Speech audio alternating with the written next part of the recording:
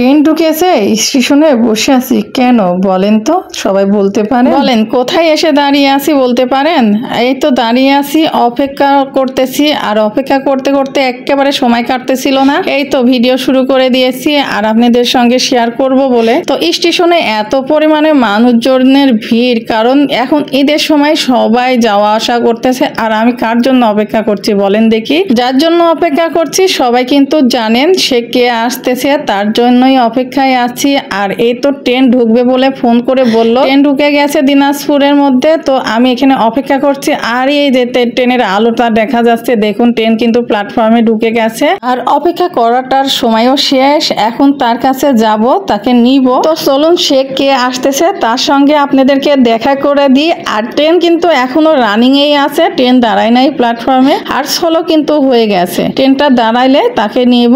আর আমি কিন্তু যে বগিতে ছিল তার থেকে একটু দূরে ছিলাম, সেখান থেকে আমি সামনের দিকে এগিয়ে যাচ্ছিলাম। আর এই তো আপনাদের সঙ্গে একটু শেয়ার করে ফেললাম। তো যাই হোক, ট্রেন কিন্তু একবারে সোলো হয়ে গেছে, ট্রেনটা দাঁড়িয়ে যাবে কিন্তু অল্পক্ষণের ভিতরে। তো দাঁড়িয়ে গেলে আমি তার কাছে পৌঁছাবো। চলুন সে কে আসতেছে। এই তো ট্রেন দাঁড়িয়ে গেছে, চলুন এই তো অপেক্ষার সময় শেষ। সে কে দেখুন তো, এই তো মেয়ে চলে এসেছে। আর এখন মেয়েকে নিয়ে বাসায় যাও, বাসায় যাই একটু আপনাদের সঙ্গে ব্লগ শেয়ার করব। খুবই ভালো লাগলো আর খুব আনন্দ লাগছে, মেয়ে বাসায় অনেকদিন পরে আসলো। এই তো মেয়েকে বাসায় নিয়ে আসার পরে আর ভিডিও করা হয়নি। পরের দিনে এই যে দুপুরবেলা রান্নাবাড়ি করা হচ্ছিল, তো সেটাই একটু রান্নাবাড়ি একটু আপনাদের সঙ্গে শেয়ার করি। তো এখানে আলু কেটে নিয়েছি, আলু দিয়ে আজকে মুরগির মাংস রান্না হবে, পাকিস্তানি মুরগি রান্না হবে। তো একটু আলু দিয়ে একটু ঝোল ঝোল করে রান্না করব। তার জন্য এগুলো তো কেটে ধুয়ে এই যে পরিষ্কার করে নিয়েছি।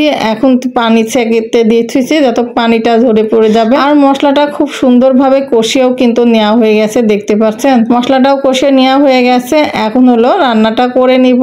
আর রান্না করার পরে বুট রান্না করা আছে, হয়তো সেগুলি আর ভিডিও করা হবে না। তো যাই হোক, এই তো রান্না বাড়ি কমপ্লিট করতেছি খুব দ্রুত।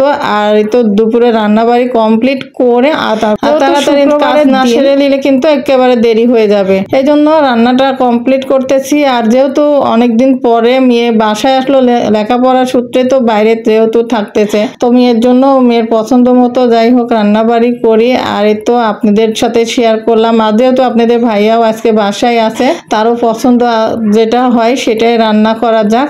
তো এই তো মুরগির মাংসটা রান্না করে নিব। রান্না করার পরে যেহেতু মেয়ে বাসায় আছে, এখন খুবই ভালো লাগছে, যেহেতু আমরা 4 জনা মানুষ একসঙ্গে, আজকে খুবই ভালো লাগছে। আর এই তো মুরগির মাংসটা রান্না হয়েই এসেছে প্রায়। আর আলু ভেজে রান্না করলে না খেতে দুর্দান্ত লাগে। আপনারা কে কেমন পছন্দ করেন অবশ্যই কমেন্টে জানাবেন। তো ভিডিওটি বেশি বড় করলাম না, এ পর্যন্তই। সবাই ভালো থাকবেন, সুস্থ থাকবেন। আল্লাহ হাফেজ, আসসালামু আলাইকুম।